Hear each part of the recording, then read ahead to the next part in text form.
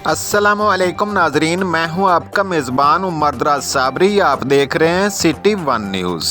Helping hand for relief for and development countries Salim Mansoori और RM central Punjab Sajid Ali Chaddar साहब के तावन से तहसील लालियां के देहात के स्कूलों मदारिस में हैंडपम्प सोलर एनर्जी सिस्टम लगाए गए।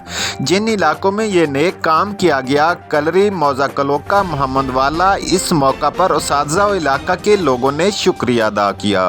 रिपोर्ट कर रहे हैं Akhtar Ismail Rajoka, city one news Chiniot से। अस्सलाम वालेकुम जी, मैं Ghulam Mustafa, head teacher GPS कलोका।